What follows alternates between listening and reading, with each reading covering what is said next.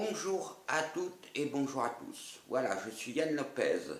J'ai travaillé pendant 30 ans à la RTS.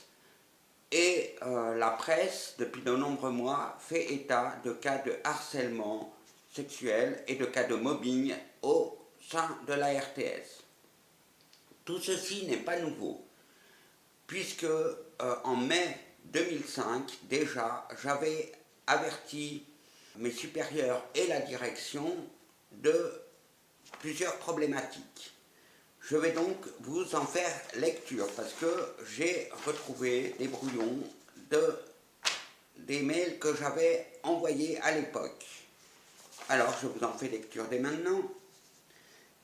Pourquoi je ne crois plus en l'avenir du centre de copie tant que M. Hermacora sera le chef des centres de Dillet? Point 1. Manpower pour contourner la convention collective.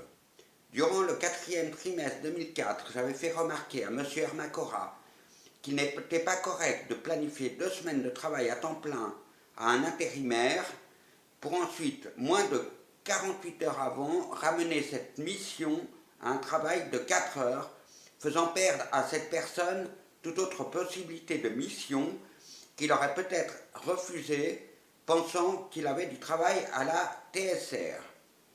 Monsieur Hermacora m'avait assuré que les intérimaires étaient faits pour être planifiés de la sorte et surtout que ces problèmes étaient imputables à Manpower et que je n'avais qu'à voir avec eux. Ce que j'ai fait à l'occasion d'une visite d'un responsable de Manpower auquel j'ai exposé les faits et a trouvé que cela n'était pas correct de la part de la TSR et que la TSR ne devait pas servir du statut particulier des intérimaires pour ne pas respecter la convention collective. Voilà. Point numéro 2. Joanne Gagnère, lors de notre entretien en présence de vous-même, Madame Françoise Clément, et M. Vanni Hermacora, ce dernier s'était emporté quand j'avais fait part de mon étonnement de voir arriver le fils de Patrick Gagnère, qui ne connaissait rien des métiers de la vidéo au centre de copie. M.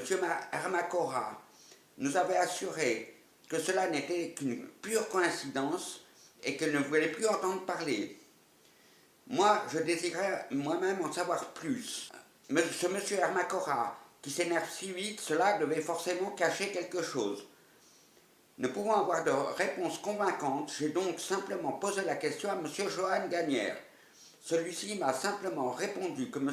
Hermacora devait un service à Michel Gagnère et quand la liste des candidats possibles fournis par Manpower pour m'aider au centre de copie est arrivée sur le bureau de M. Hermacora, quand celui-là a vu le nom de son ami, il a pensé que c'était une occasion de lui rendre le service promis.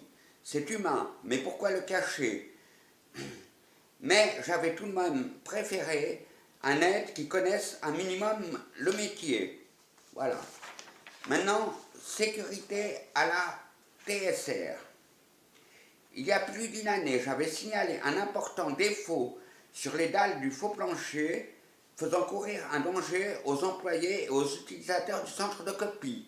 Un important décalage entre les dalles risque à tout moment de nous faire trébucher, ce qui m'est arrivé il y a une semaine. Voilà, j'avais pris des photos.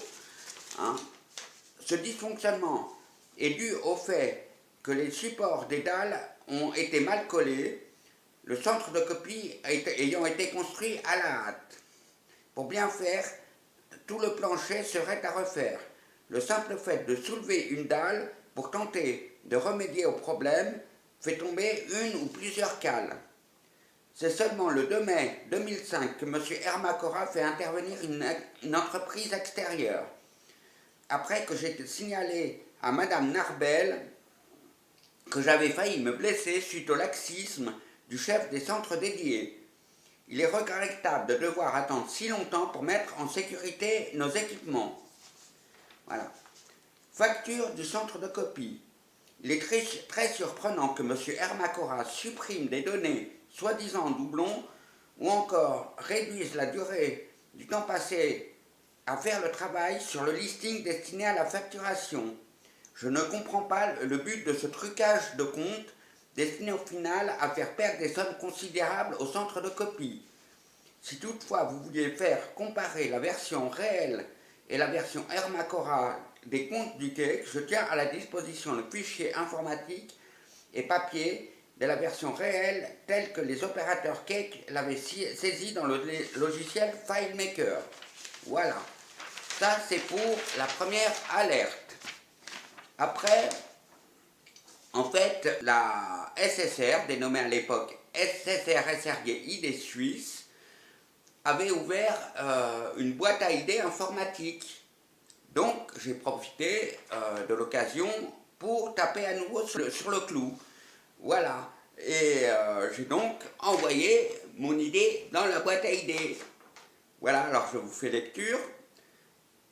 Ça, c'est une bonne idée suisse, une boîte à idées. Même si je sais que mon message sera censuré, car il dit certaines vérités.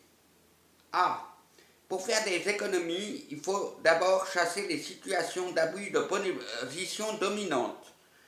Je m'explique. Quand mon supérieur hiérarchique, donc M. Vanier Macora, me demande pendant toute une journée, environ 10 heures de travail, de faire exclusivement un travail pour son petit copain, en me précisant qu'il ne fallait surtout pas saisir ce travail dans la facturation. Cela non seulement retarde le vrai travail TSR, mais en plus fait perdre beaucoup d'argent à la TSR. Il ne me semble pas que la concession SSR autorise de fournir un travail de post-production gratuit pour des sociétés privées. Voilà. B. Le mobbing est donc omniprésent dans certains services. Cela démoralise les employés et les rend moins performants. Chassez donc le mobbing et vous économiserez beaucoup de sous. Voilà. Et le dernier point, enfin, contrairement à ce que vous semblez penser, les effectifs dans les services diminuent la productivité et donc font perdre énormément d'argent à l'entreprise. Quand un employé se retrouve seul dans un service qui travaille pour toutes les émissions TSR, n'importe quel économiste se rendrait compte que cela est ingérable. Voilà. Alors, vous voyez, tout cela n'est pas nouveau. Il y avait, et il y a toujours du mobbing à la RTS, mais il y a aussi d'autres problèmes, des petites magouilles financières, les petits copains, le clientélisme, le favoritisme. Voilà. Donc, le fait que la presse en parle, hein, c'est très bien. Moi, on m'a mis en prison en préventive 4 mois parce que j'ai osé, après avoir été licencié abusivement, parler de certains de ces problèmes.